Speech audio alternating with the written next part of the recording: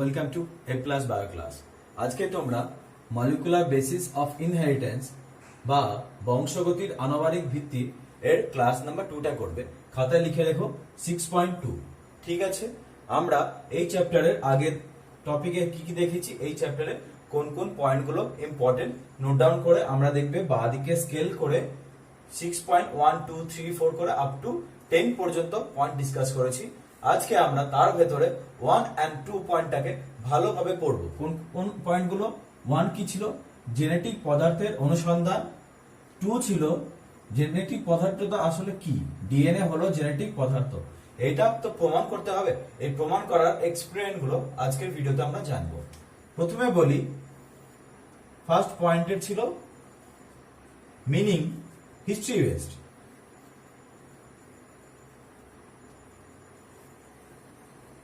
কিসের হিস্ট্রি? একটা অর্গানিজম থেকে আরেকটা অর্গানিজম যদি বলা হয় এটা একটা প্যারেন্ট, এটা একটা অফস্প্রিং। একটা প্যারেন্ট থেকে একটা অফস্প্রিং এ যে একটা ক্যারেক্টার ইনহেরিট হয়, কি বললাম?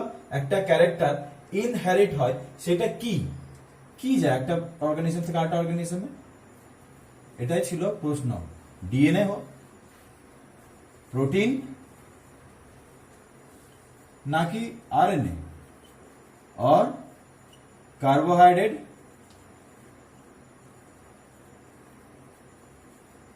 না লিপিড। এরকম মানে একটা অর্গানিজম থেকে আর একটা অর্গানিজম যাচ্ছে যে ইনফরমেশনটা, সেটা কি? সেটা ডিএনএ, আরএনএ না প্রোটিন না কার্বোহাইড্রেট? এই প্রশ্নের উত্তরে অনেক বড় বড় সায়েন্টিস্ট অনেক অনেক এক্সপেরিমেন্ট পারফর্ম করলো। সেই এক্সপেরিমেন্টের বেসিসে অনেক রকম তোমরা প্যারাগ্রাফ অনুযায়ী হিস্ট্রি করবে। যেরকম বলা হয় আরএনএ ওয়ার্ল্ড হাইপোথেসিস, তারপরে DNA acts as an genetic material. কেন DNA acts like an genetic material? RNA comparatively DNA একটু স্টেবল। কেন? 2 পজিশনে ডিএনএ OH গ্রুপ থাকে না, তার জন্য ওটা খুব স্টেবল মানা হয়। ঠিক আছে, তাহলে আমরা এটুকুই বুঝলাম। এইবার হিস্ট্রিতে যদি দেখা হয় অ্যাচিভমেন্ট অনুযায়ী কি কি মেন অ্যাচিভমেন্ট ছিল সেইগুলো লিখে রাখো। অনেকগুলো সায়েন্টিস্টের নাম আছে, কিন্তু আমাদের তো অত সায়েন্টিস্টের নাম পরীক্ষা হলে মনে থাকবে না। তাই আমরা মেন যেগুলো ম্যাক্সিমাম অল্টারনেটিভ ইয়ারে কোশ্চেন আসে বা বিগত 10 ইয়ার্সে এই ফিল্ডে যেরকম কোশ্চেন এসে তার উপর ফ্রেম করে বেস্ট যেটা সব থেকে মনে হয়েছে যে যে সায়েন্টিস্টের নাম তোমার মনে রাখাই উচিত, সেই সব সায়েন্টিস্টের নাম আমি তোমাদের নোট ডাউন করে দিচ্ছি। তোমরা লিখে রেখো এই কটা সায়েন্টিস্টের নাম। একদম ক্রোনোলজিক্যাল অর্ডার আছে। ক্রোনোলজিক্যাল অর্ডার মানে পর পর আছে। প্রথমে কি বললাম? Frederick Griffith. যদি না মনে থাকে পরীক্ষার হলে এফ গ্রিফিথ লিখো। কি বললাম? F Griffith. তারপর লিখবে O T Avery, C M MacLeod, McCarty, Hershey and Chase. বুঝতে পারলে? এটা স্টেনের নাম, এটা লিখতে হবে না, আমি পরে বলছি এটা কেন লিখতে হবে না। তোমরা এই 4টে সায়েন্টিস্টের নাম আপাতত, 4টে না সরি 5টে সায়েন্টিস্টের নাম আপাতত মনে রাখবে। এই 5টার এইটা অল্টারনেটিভ ইয়ারে 5 মার্কসের কোশ্চেন। এই দুটো লাস্টে দুটো ডাবল স্টার করবে। ঠিক আছে, এগুলোকে সিঙ্গেল স্টার করবে, কারণ এগুলোর ইনফরমেশন জানতে হবে। এইবার এই ডবল স্টারের সাথে তোমাদের কি করে সম্পর্ক আছে তোমরা বুঝবে কি করে? দেখো, তোমরা কি বলেছো? ডিএনএ হলো জেনেটিক পদার্থ। ডিএনএ জেনেটিক পদার্থের ভেতরে কি কি তার সাব ডিভিশন, মানে ডিএনএ যে জেনেটিক পদার্থ তার দুটো সাব ডিভিশন করে চ্যাপ্টারে বোঝানোর টপিক আছে। যেরকম প্রথম হলো ব্যাকটেরিয়ার রূপান্তর ভবনের পরীক্ষা। এই রূপান্তরের কথাটা মানে কি বলতো? ট্রান্সফরমেশন। এরই ইংলিশ নাম হলো ট্রান্সফর্মিং প্রিন্সিপাল। খাতা লিখে রাখবে, এটা নিটের কোশ্চেন। ট্রান্সফর্মিং প্রিন্সিপাল, এটা নিটের কোশ্চেন, নিটের ফেভারিট এরিয়া। এইটা আর এইটা, এটাকে কি বেসিসে হয়? এটা ট্রান্সডাকশন প্রিন্সিপাল।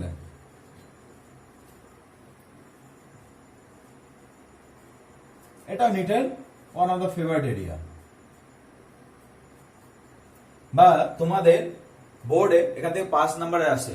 5 নম্বরে কি? প্রথমে জিজ্ঞেস করবে সায়েন্টিস্টের নাম, তারপরে জিজ্ঞেস করবে ডিফারেন্ট কম্পোনেন্টের নাম, তারপরে বলবে যে এক্সপেরিমেন্টটা করেছিল সেইটা তোমরা ডায়াগ্রামেটিক্যালি বা স্কিমেটিক্যালি বোঝাও। বুঝতে পারলে? এই ফিল্ড থেকে এই দুটো পয়েন্ট অনুযায়ী খুব ইম্পর্টেন্ট কোশ্চেন আসে। তাহলে আমি বললাম প্রথমে কি কি আমাদের মানে ফার্স্ট কাজ কি হলো? আমাদের এই সায়েন্টিস্টের নামগুলো মনে রাখা দরকার।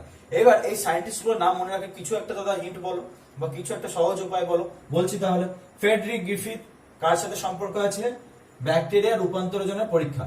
এইখানে এটা 1 নম্বরের কোশ্চেন আসে যে who develop the concept of bacterial transformation concept. এটা একটা কোশ্চেন হলো 1 নম্বরের। করসপন্ডিং যে ফ্রেডরিক গ্রিফিথ কোন স্ট্রেন নিয়ে কাজ করেছিল, কি বললাম, কোন স্ট্রেন নিয়ে কাজ করেছিল, মানে কোন মাইক্রো অর্গানিজম নিয়ে কাজ করেছিল। তার নিচে লেখা আছে ডিপ্লোকক্কাস নিউমোনি, এটা খাতে লিখে রাখো। ফ্রেডরিক গ্রিফিথ এই ব্যাকটেরিয়া নিয়ে কাজ করেছিল, প্লাস এটা মুছে রেখো, মুছে দিলাম আমি।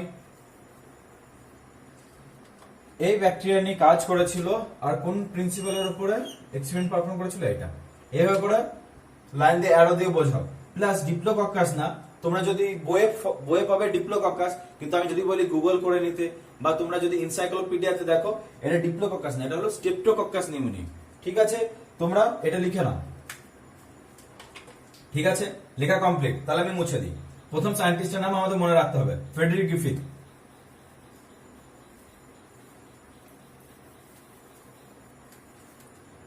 নেক্সট হলো অ্যাভরি, ম্যাকলার্ড, ম্যাককার্টি। এরাই হলো ট্রান্সফর্মিং প্রিন্সিপালের কেমিক্যাল কনসেপ্ট দিয়েছিল। কি বললাম, ট্রান্সফর্মিং প্রিন্সিপালের কেমিক্যাল কনসেপ্টটা দিয়েছিল। আমি বলে দিচ্ছি, সবই এক্সপেরিমেন্ট আমি তোমাদের বলে দেবো। কেমিক্যাল এক্সপেরিমেন্টাল প্রুফ কি কি করেছিল, ইনাদের 3টা বড় অ্যাচিভমেন্ট লিখে রাখবে। প্রথমে আমি বলবো ডিএনএস, প্রোটিএস আর আরএনএস। আজকে শর্টকাট বলছি বা তোমাদের ট্রিক্স বলছি কিভাবে বুঝবে। আরএনএস কাকে ডিগ্রেড করে, আরএনএ কে। এই এস যার পিছনে লেগে যাবে তাকে নষ্ট করে দেবে। ভাববে যে এস কোন একটা খারাপ কিছু, যার সাথে এটা লেগে যাবে তার কি হবে, তাকে নষ্ট করে দেবে বা তাকে ডিস্ট্রয় করে দেবে। ঠিক আছে, তার ডিস্ট্রয় একদম অবধারিত। যেরকম প্রোটিএস এর আগে লেগে গেল, তাহলে কে ডিস্ট্রয় হয়ে যাবে, প্রোটিন। একদম পারফেক্ট। সেরকম ডিএনএ এর পরে যদি লেগে যায়, তাহলে কাকে ডিস্ট্রয় করে দেবে, ডিএনএ কে। মানে ডিএনএ পর এস লাগিয়ে দাও, ডিএনএস। প্রোটিনের পর এস লাগিয়ে দাও, প্রোটিএস। আরএনএ পর আরএনএস লাগিয়ে দাও, তাহলে সেটা কাকে ডিস্ট্রয় করবে, আরএনএ কে। এরকম ডিফারেন্ট ডিফারেন্ট কেমিক্যাল প্রুফ দিয়েছিল। আর লাস্ট প্রুফ হলো এইটা, ব্যাকটেরিওফাজ ও সংক্রমণের পরীক্ষা। এটা যেহেতু আগের বছর আসেনি, তো এই বছর আসার হাই চান্স আছে, 5 নম্বরের কোশ্চেন আসবে। ঠিক আছে, আমি মুছে দিই। এবার এক একটা এক্সপেরিমেন্টে ঢুকবো। ঠিক আছে,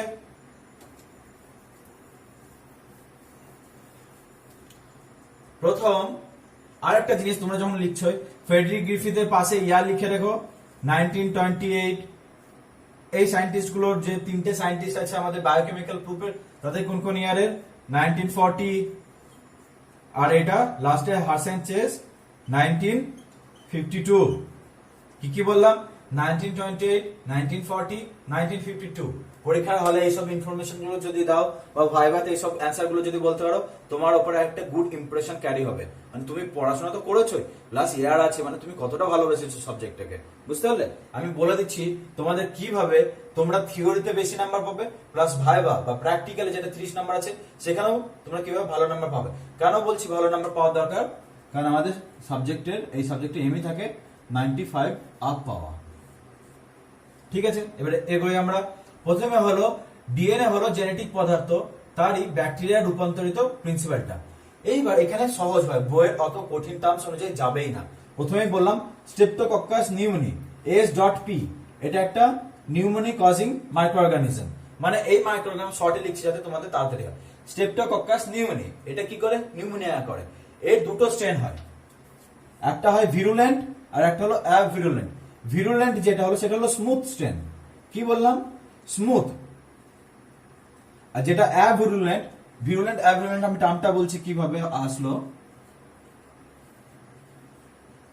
স্মুথ মানে তার ওপরে, মানে ব্যাকটেরিয়া তো একটা আছে, সাপোজ এটা একটা ব্যাকটেরিয়া, হ্যাঁ, এর উপরে এরকম এরকম অনেক পলিস্যাকারাইড থাকে।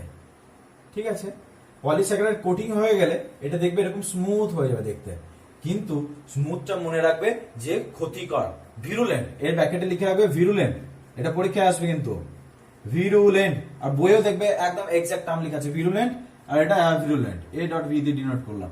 ভিরুলেন্টটা কি করে, কোন অর্গানিজমকে মেরে ফেলে। যদি এই ভিরুলেন্ট স্ট্রেনটা, কি বললাম, স্ট্রেপ্টোকক্কাস নিউমোনিয়ার দুটো স্ট্রেন, একটা হলো স্মুথ, একটা হলো রাফ।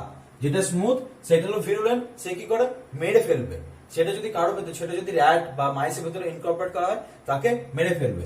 তাহলে আমি ফার্স্ট এক্সপেরিমেন্ট দিলাম, র্যাট বা মাইস কিছু একটা দাও সাসপেক্টকে, সেটা কি হবে, মারা যাবে। সেম এর ক্ষেত্রে যদি রাফ দেওয়া হয়, সেই স্ট্রেনটা কি করবে, লাইভ থাকবে, বেঁচে থাকবে। প্রথম, এটা হলো ফার্স্ট স্টেপ। এটা কে করেছিল, ফ্রেডরিক গ্রিফিথ এই এক্সপেরিমেন্ট পারফর্ম করেছে। হ্যাঁ, আমি মুছে দিই তোমাদের ভালোর জন্য, আরো অনেক জায়গা পাবো। নেক্সট উনি এক্সপেরিমেন্টটা কি করলো, এটা তো নরমাল ফেনোমেনন, উনি এক্সপেরিমেন্ট করলো। নেক্সট এটা লিখলে, তারপরে সেকেন্ড স্টেপে লিখবে, মুছে না মুছে এটাকে আমি ইউজ করছি। সেকেন্ড স্টেপে কি করলো, এটাকে হিট করে দিল। এই স্মুথ স্টেনকে যদি হিট করে দেয়, তাহলে স্মুথ স্টেন কি আর সেই সেলটাকে মারতে পারবে? সেই সেল মানে এখানে ধরো সাপোজ র্যাট, এবার র্যাটটাকে মারতে পারবে না, কারণ ও তো কি নিজে ডিস্ট্রয় হয়ে গেল। তার মানে র্যাটটা এবার সার্ভাইভ করবে, মানে লাইভ। ক্লিয়ার এখনো পর্যন্ত? আর লাভকে মারো বা না মারো, ও তো এমনিতেই মারতে পারছিল না, তো ওখানেও লাইভ। এইটা একটা কনসেপ্ট, এটা হলো সেকেন্ড কনসেপ্ট। থার্ড, যেটা এক্সপেরিমেন্ট পারফর্ম করলো, যার জন্য গ্রিফিথের নাম আজ আমরা বলি। কি পারফর্ম করলো এক্সপেরিমেন্ট, দেখো কত সিম্পল কিন্তু কত হয়ে। এইটাকে হিট কিল করলো, ঠিক আছে। এই হিট কিল স্ট্যান্ডটা, হিট কিল মানে একে টেম্পারেচার দিয়ে নষ্ট করে দিল। দেন সেটা কি করলো, কার সাথে মিশিয়ে দিল, রাফের সাথে। ট্রান্সফরমেশন মানে কি, কোনো যদি ব্যাকটেরিয়া বা কোনো ডিএনএ থাকে, ডিএনএ যদি বাইরে থাকে, যদি ট্রান্সফরমেশন হয়, সেটা কি হয়, ইনটেক করে নেবে। সাপোজ বোঝানোর জন্য, সাপোজ এটা একটা ব্যাকটেরিয়া, এটা একটা ডিএনএ, এটা বাইরে একটা এমনি ডিএনএ পড়ে আছে। ব্যাকটেরিয়া কি করে, সেই ডিএনএটাকে এরকম রিসিভ করবে, তারপর এরকম ভেতরে নিয়ে নেবে। ক্লিয়ার? দেখলে ভেতরে চলে আসলো। এটা হলো ট্রান্সফরমেশন প্রিন্সিপাল। কি করলো এবার, তাহলে এখান থেকে কি যেতে পারে, তখনও পর্যন্ত জানতো না যেটা ভেতর দিয়ে ডিএনএ ট্রান্সফার হয়ে গেল। কেন ট্রান্সফার হয়ে গেল, এটা কনসেপ্টটা আসলো। দেখা গেল এই স্মুথ আর এই রাফ স্টেনটা কি করলো, যখন মেশানো হলো, রাফটা নর্মাল আছে, কিন্তু স্মুথটা হিটকে, মানে ও নিজে থেকে মারতে পারবে না, কিন্তু ওর নিজের ডিএনএ তো আছে, যে খারাপ, যে ক্ষতি করে, সেইটা কি করলো, রাফটাকে কিসে কনভার্ট করে দিল, বাজে কিছুতে। তার মানে এবার রাফটা কি হয়ে গেল, রাফটা স্মুথের মতন কাজ শুরু করলো। তখন কি করবে, মাইসটাকে মেরে ফেলবে। এটাই বিশাল বড় এক্সপেরিমেন্ট। রাফ তো মারতে পারছিল না, কিন্তু রাফের সাথে যদি স্মুথ মিশিয়ে দেওয়া হয়, স্মুথ তো ডাইরেক্ট দিলে তো এমনি মারা যাবে, কিন্তু আমি স্মুথকে ডাইরেক্ট দিলাম, স্মুথকে হিট কিল করে দিলাম। হিট কিল করা সত্ত্বেও দেখা যাচ্ছে মারা যাচ্ছে। কেন কোন এমন একটা জিনিস আছে যেটা রাফটাকে কিসে কনভার্ট করে দিল, আমি মুছে দিই। কি এমন একটা জিনিস আছে যেটা রাফটাকে কনভার্ট করে দিল স্মুথে?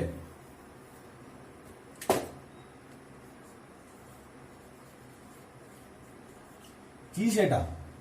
এটা তখন গ্রিফিথও বুঝতে পারিনি একদম এক্স্যাক্টলি, কারণ গ্রিফিথ এরপর আর বড় কোনো এক্সপেরিমেন্ট পারফর্মই করতে পারেনি যে এটাকে প্রমাণ করে।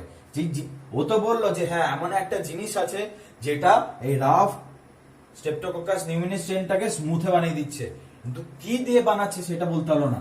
সেটা কুড বি হতে পারে ডিএনএ, সেটা কুড বি হতে পারে প্রোটিন, সেটা কুড বি হতে পারে আরএনএ।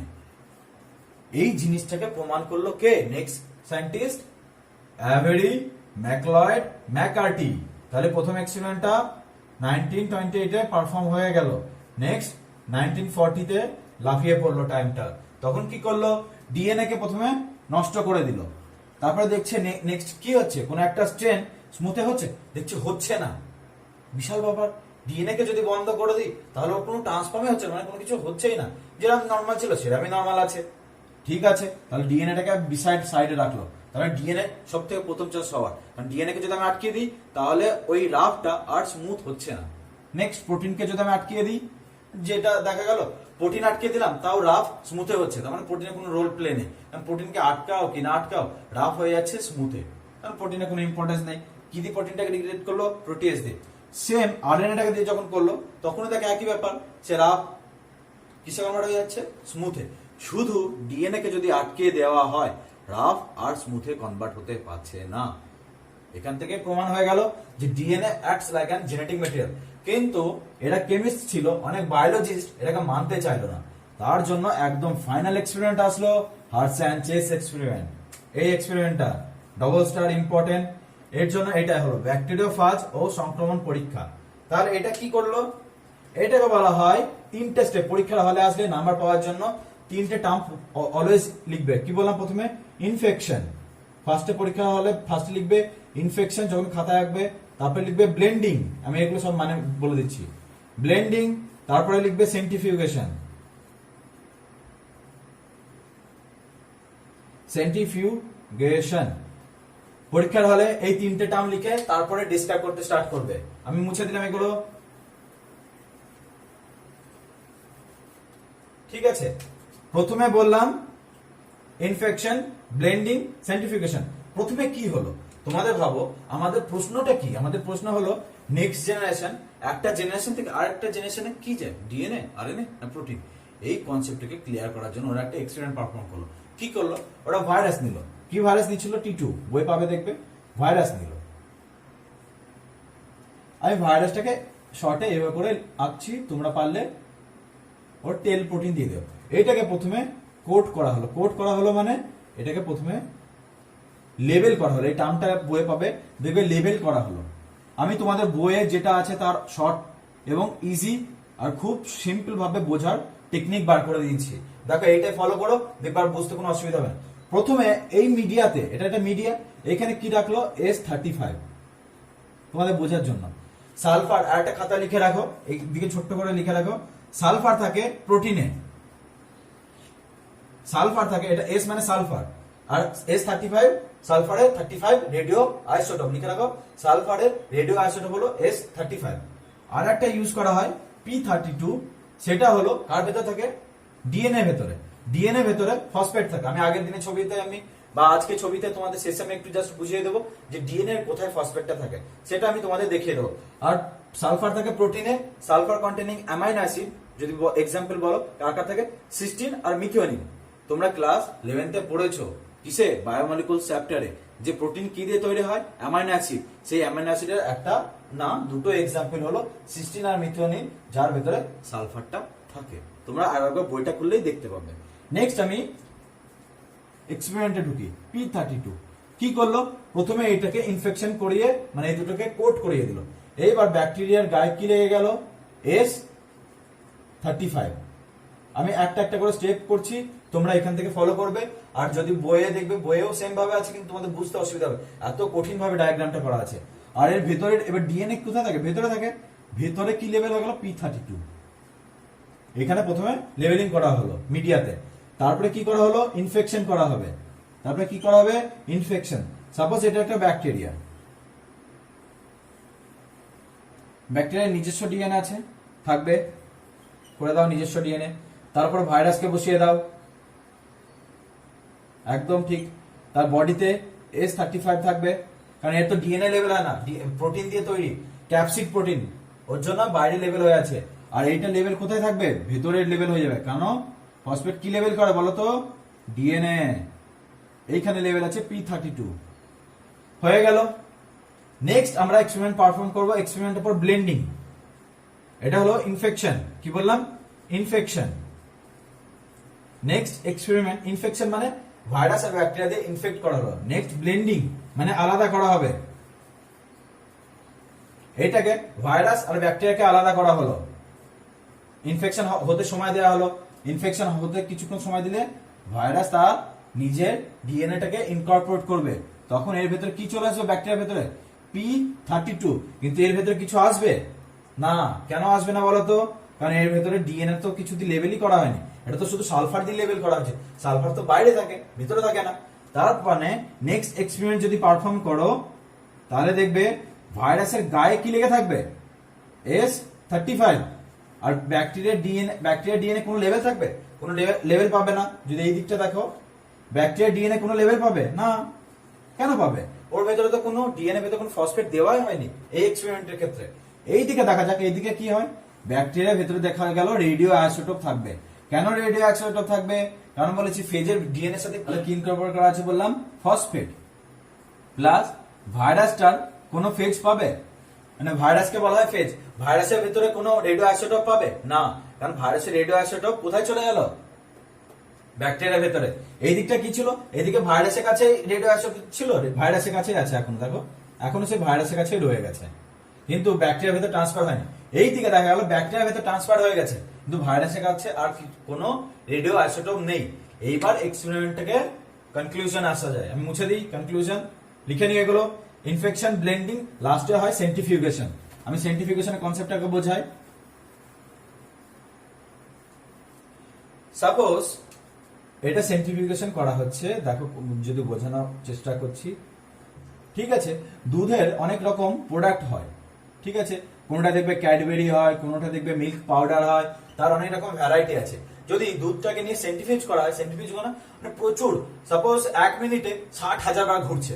তার মানে কি হয়, যদি একটা সাপোজ দুধ আছে, দুধ কি কালারিং, হোয়াইট ইন কালার, এরকম প্রোডাক্ট আছে দুধের। এটাকে যদি 60,000 1 মিনিটে 60,000 খুব জোরে জোরে ঘোরানো হয় না, তাহলে দেখবে দুধের এরকম পজিশন একটা প্রেসিপিটেশন পাবে, মানে থিতিয়ে যাবে একটা সাদা অংশ, সাদা, আর উপরটা এরকম লিকুইড থাকবে জলের মতন। এইটাকে বলা হয়, এক্সপেরিমেন্টটাকে বলা হয় সেন্ট্রিফিউগেশন, আর এটাকে বলা হয় রোটেশনের সাইন। কত বললাম, 13,000 আরপিএম, 13,000 আরপিএম। এর আরপিএম এর টার্ম হলো রোটেশন পার মিনিট। 1 মিনিটে 13,000 বার ঘুরছে, মানে কত জোর ঘুরছে। আর সেই সময় কি হলো, দুধের ভেতরে দেখা গেল যেটা সলিড পোর্শন আছে সেটা নিচে প্রেসিপিটেশন হয়ে গেল, আর উপরে পড়ে রইলো জল। এইবার এই কনসেপ্টটাকে লাগাচ্ছি আমি এইখানটায়। ঠিক আছে, তোমাদের বলে দিলাম সেন্ট্রিফিউগেশন কি। সেম এই দুটোকে, ভাইরাসটাকে নিয়ে, এই দুটো স্যাম্পেলকে নিয়ে, এদিকে একটা স্যাম্পেল এদিকে একটা স্যাম্পেল, একটা এক্সপেরিমেন্ট পারফর্ম করা হলো। কি পারফর্ম করা হলো, সেন্ট্রিফিউগেশন করা হলো দুটোকে। দুটোর ক্ষেত্রে দেখবে নিচে এভাবে করে থিতিয়ে পড়বে। নিচে কি থিতিয়ে পড়বে বলতো, bacteria, micro bacteria. Micro bacteria বলা ভুল হবে, মানে স্টেপ কোনটা যেটা ইউজ করেছিল, ইসচেরিচিয়া কোলি, ই কোলি। ব্যাকটেরিয়া লিখে রাখো, বেটার হবে, BACT ডট ব্যাকটেরিয়া। আর উপরে কি থাকবে, স্যুপটাই ভাইরাসটা থাকবে। কেন, ব্যাকটেরিয়া ভারী বেশি না ভাইরাস বেশি ভারী, ব্যাকটেরিয়া ভারী বেশি, তার জন্য ব্যাকটেরিয়া থিতিয়ে পড়বে আর ভাইরাসটা স্যুপে থাকবে। এই স্যুপটা হলো উপরে, এই লিকুইডটাকে বলা হয় স্যুপ। ঠিক আছে, আর যেটা থিতিয়ে পড়ে সেটা বাংলাতে তোমরা একদম পড়ে যাবে, যেটা দেখবে একদম জলের নিচে থিতিয়ে পড়েছে। ঠিক আছে, স্যুপে কি থাকবে, ভাইরাস থাকবে। এখানে কি বললাম, ভাইরাস ফেজ থাকবে। প্রথম এক্সপেরিমেন্ট 1 এ, আর এটা হলো এক্সপেরিমেন্ট 2 তে। কনক্লুশন লিখি, এটা কিন্তু নিচে আছে এক্সপেরিমেন্টটা। ঠিক আছে, এইখানে বলো রেডিও আইসোটোপ পাবে কি না। রেডিও আইসোটোপ পাবে, মানে সালফারটা পাওয়ার চান্স আছে। হ্যাঁ, কারণ ওটা তো ব্যাকটেরিয়ার ভিতর ঢুকিনি। তাহলে এখানে এই সুপে কি পাবে, S35 পাবে। এখানে কোনো রেডিও আইসোটোপ পাবে না, কারণ S35 তো ব্যাকটেরিয়ার ভিতর ঢুকতেই পারেনি। তাহলে ব্যাকটেরিয়াটা কোনো রেডিও আইসোটোপই পাবো না, ওটা নর্মাল একটা ব্যাকটেরিয়া পাবো। তাহলে কি বললাম, এক্সপেরিমেন্ট প্রথমে ক্ষেত্রে সুপে পাবো রেডিও অ্যাক্টিভ। সুপে মানে উপরে যে জল পোর্শনটা থাকবে, কেন, ওখানে ভাইরাস আছে, আর ভাইরাসের সাথেই তো 35টা রয়ে গেছে, ও তো ব্যাকটেরিয়ার ভিতরে ঢুকতে পারেনি। প্রথম প্রুফ কমপ্লিট। নেক্সট প্রুফে গেল, নেক্সট প্রুফে দেখা যাচ্ছে যে ব্যাকটেরিয়া গুলো যেখানে প্রেসিপিটেট হয়ে আছে তার ভেতরে P32 আছে। তার মানে কি, ভাইরাস থেকে ব্যাকটেরিয়ার ভিতরে ডিএনএ ট্রান্সফার হয়েছে। Experiment proof. কারণ যদি ট্রান্সফার না হতো তাহলে P32টা আসলো কোথা থেকে ব্যাকটেরিয়ার ভেতরে? Good question. এটাই হলো কারণ ডিএনএ ভেতরে ফসফেট থাকে। আমি তোমাদের স্ট্রাকচারটা এঁকে দিচ্ছি আজকে শেষে, ভিডিও শেষে। তাহলে এটা প্রুফ হয়ে গেল। আর এই সুপে কোনো P32 নেই। কেন নেই? কারণ ভাইরাসের কাছে তো P32 নেই। সে P32 যেটা ওর নিজের ডিএনএ ছিল সেটা কাকে পাঠিয়ে দিয়েছে বলো? ব্যাকটেরিয়াকে। প্রুফ হয়ে গেল তো যে DNA acts as an genetic material. বাস, এটা এক্সপ্লেন করেছিল। আবার কি সহজ জিনিস, সহজ জিনিস দেখবে বইয়ে দেখবে একবার ছবি দেওয়া আছে, এদিকে কঠিন ওটা কঠিন, এর পিছনে এতগুলো কনসেপ্ট, ওইদিকে এতগুলো লেখা। এগুলো সিম্পল ভাবে পরীক্ষায় লিখো, তাহলেই নাম্বার পাবে, পাস নাম্বার আসবে এখান থেকে। মুছে দিলাম। নেক্সট আমি বললাম ডিএনএ ছবি এঁকে বোঝাবো কেন ফসফেট থাকে। ঠিক আছে, দেখো ছবিটা আগে প্র্যাকটিস করো আমার সাথে সাথে। প্রথমে আঁকলাম রাইবোজ সুগার, এর ওপর বেস করে কি হয় তোমাদের বলো তো? এটাকে আমি ডান দিকে আঁকি, কারণ ফসফেট। আমি এগুলোকে মুছে দিলাম, এগুলো আজকে সবকটা ক্লিয়ার। প্রথমে ডিএনএ, জেনেটিক ম্যাটেরিয়াল, তাদের ডিফারেন্ট এক্সপেরিমেন্ট, ব্যাকটেরিয়া আর ভাইরাস দিয়ে সবকটা পয়েন্ট ক্লিয়ার হয়ে গেল।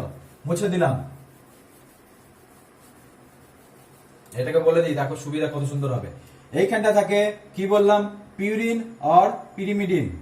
কি বললাম, এটাকে একটু লম্বা দাগ দেবে। যদি পিউরিন হয় তাহলে কত রিং স্ট্রাকচার হবে, 9 রিং স্ট্রাকচার হবে। এটা পিউরিন। পিউরিন হলে কোন কোন বেস হবে, অ্যাডেনিন অর গুয়ানিন। এটা হলো কি বললাম, রাইবোস সুগার। যেহেতু এটা ডিএনএ তার ডিঅক্সি, এখানে কি থাকবে, হাইড্রোজেন থাকবে। ঠিক আছে, এখানে কি থাকলো, OH। এটা কোন প্রাইম, 3 প্রাইম। এটা 5 প্রাইম। 5 প্রাইমে কি থাকে, ফসফেট গ্রুপ থাকে। ওর জন্য তো রেডিও আইসোটোপ করে এখানেই লাগিয়েছিল। আমি আরো বলে দিচ্ছি তোমাদের, আর একটা বড় লেভেলে আমি তোমাদের এক্সপেরিমেন্ট বলছি।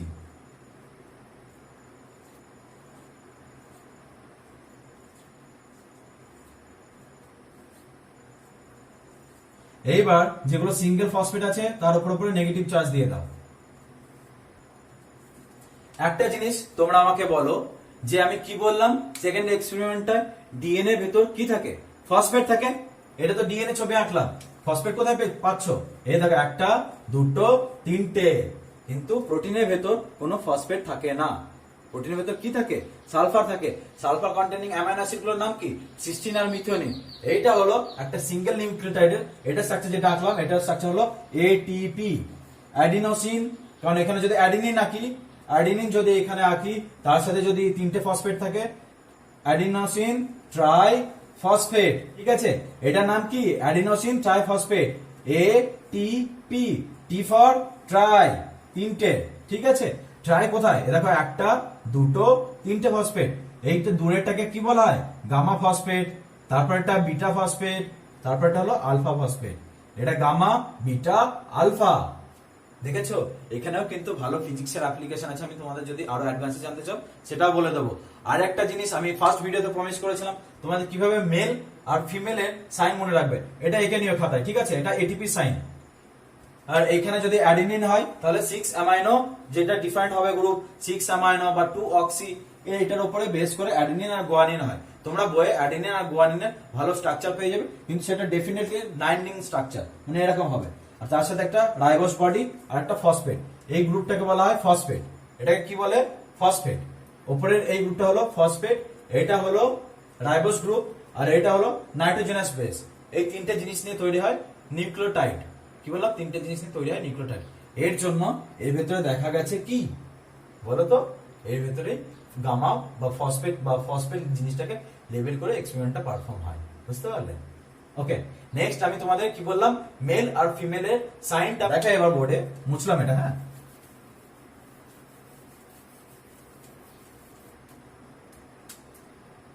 নেক্সট মেলের সাইন কি দেখবে, এরকম অ্যারো দেবে। কেন অ্যারো দেবে আর এভাবে বুঝবে, জিনিসটাকে আমি ডিফাইন করে দিই। এইটা হলো মেল সাইন। মনে রাখবে, মেল হলো মাস্কিউলিন, বল্লভ ছড়া হতো।